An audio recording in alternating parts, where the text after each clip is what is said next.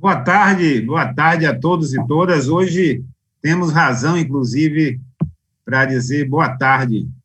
Depois de tantos meses de sofrimento, de dor, tantos anos de agonia, desde que começaram a destruir o nosso país, desde que iniciaram a forjar um procedimento judicial para tirar a presidenta Dilma, afastar o presidente Lula e garantir os interesses da elite econômica desse país, tirando dos destinos do povo brasileiro o governo. Todo esse processo agravado pela maior crise sanitária em 100 anos e que no Brasil se transformou no verdadeiro genocídio. Hoje, a decisão do ministro Fachin simplesmente anula todos os procedimentos, todas as decisões, condenações forjadas pela República de Curitiba. Essa decisão retoma o processo a outra instância, assumindo algo que vem sendo questionado desde os primórdios dessa história, de que não havia justificativa para essas acusações, para esses processos serem levados a julgamento por Sérgio Moro e aquela turma da Lava Jato. Tudo que foi demonstrado publicamente com os vazamentos das gravações e dos diálogos mostra que aquilo ali nunca foi um processo judicial verdadeiro. Organizaram, montaram um circo, articulando promotores com juízes, articulando o apoio da grande mídia nacional, os interesses da Avenida Paulista, do mercado financeiro, da elite do atraso em nosso país, para destruir um governo, destruir um projeto de nação, destruir a capacidade do governo brasileiro continuar defendendo os interesses da sua população. Por isso, temos motivo hoje para comemorar, apesar das 260 mil mortes que se acumulam, apesar do colapso que estamos vivendo no sistema de saúde em praticamente todos os estados, apesar do sofrimento de milhares e milhares de famílias nesse momento, apesar do desgoverno, do desmonte do Estado brasileiro que estão tentando fazer. Já está na pauta da Câmara amanhã a PEC, que não vai, na verdade, aprovar o auxílio emergencial. Ela nem define valores de auxílio emergencial. É mais uma medida para desmontar o Estado, para congelar o salário mínimo, congelar o salário dos servidores, retirar os investimentos públicos e atender os interesses do andar de cima. Felizmente, hoje, vamos parabenizar aqui o ministro Fachin por essa decisão, onde ele assume uma posição corajosa, uma posição que muda a conjuntura política em nosso país, uma posição que retoma as garantias para o nosso presidente Lula, o seu direito à liberdade, o seu direito de vir, o seu direito de falar à nação, o seu direito de mobilizar o povo brasileiro contra tanto desmonte, contra tanta destruição. Essa é uma virada que não estava no script nem do governo Bolsonaro e seus asseclas, da família que assumiu o controle desse país, nem nos interesses econômicos. Não adianta vir agora, já começaram a fazer o terror, que o dólar está aumentando, que a bolsa está caindo, mas eles não fizeram em nenhum momento pressão para que esse governo garanta a vacina para salvar as vidas da população brasileira. Não fizeram em nenhum momento pressão para que esse governo parasse de tomar medidas que estão levando a população brasileira à miséria. Muito pelo contrário. Querem impedir o auxílio emergencial ou, na pior das hipóteses para eles, ter valores irrisórios pelo menor tempo possível. Lula voltou. Isso muda o jogo. Isso reacende as esperanças da população brasileira.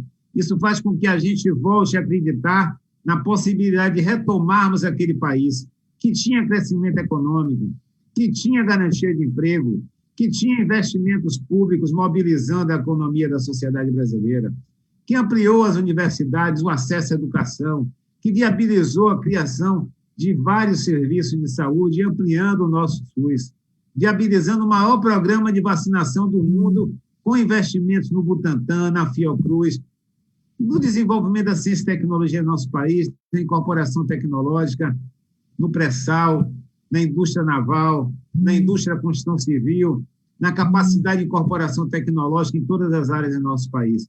Voltamos a acreditar no Brasil para os brasileiros. Isso é motivo para uma boa tarde.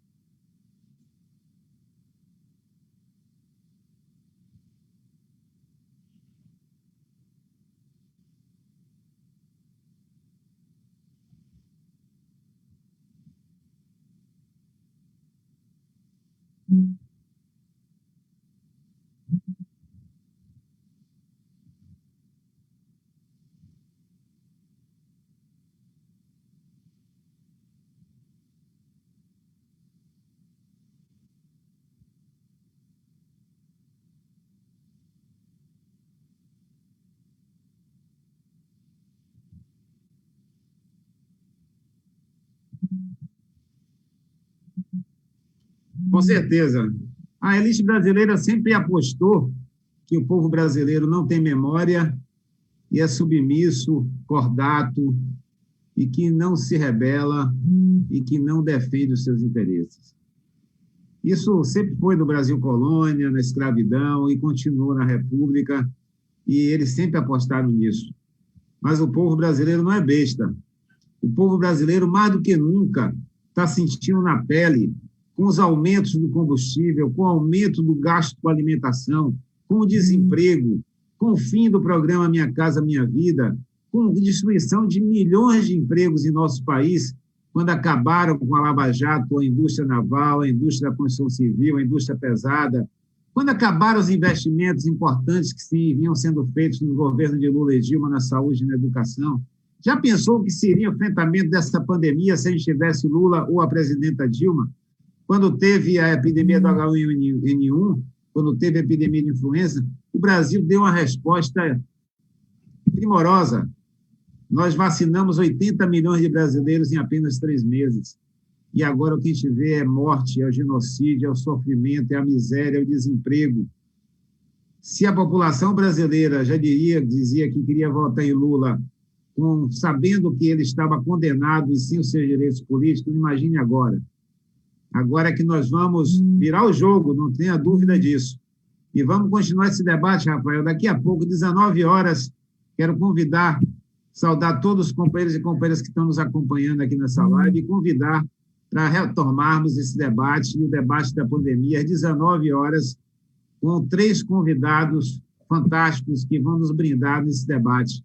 O professor Pedro Alauda, ex-reitor da Universidade Federal de Pelotas, que vem sendo perseguido pelo governo Bolsonaro, a presidente da Associação Brasileira de Saúde Coletiva, professora Gunnar, e o nosso ex-reitor da Universidade Federal da Bahia, professor Naumar de Almeida Filho.